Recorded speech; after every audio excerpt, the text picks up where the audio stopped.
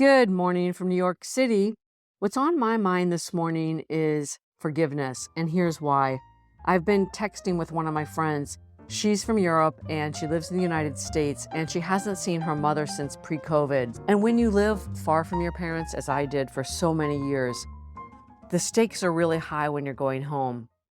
You're so filled with love, but there's also a lot of times a lot of anticipatory anxiety.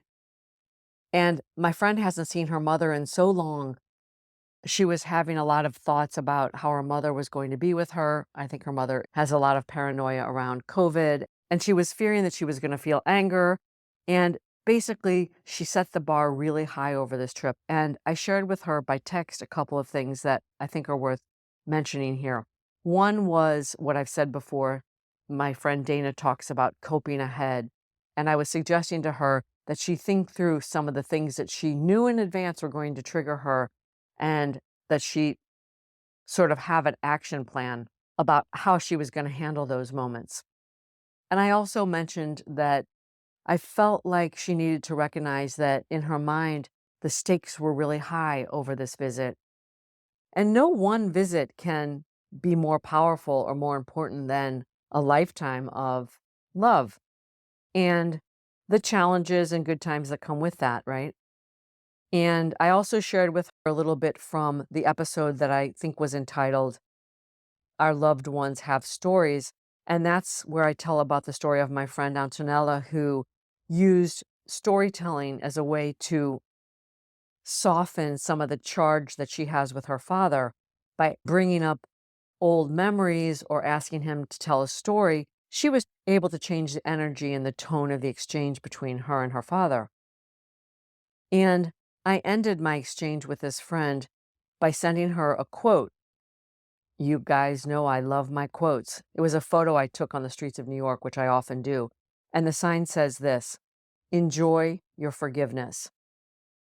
And that's because in this particular case, I know my friend has a lot of love for her mother and she really wants to experience that love and be present for her.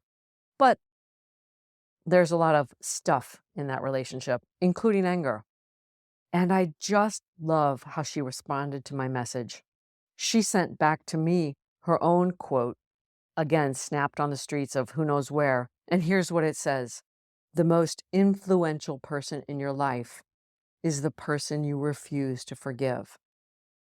The most influential person in your life is the person you refuse to forgive.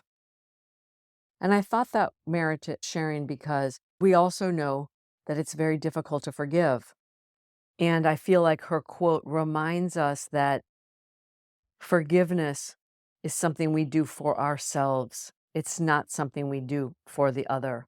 It's for us. It's for you. And therefore, it's simply better to forgive.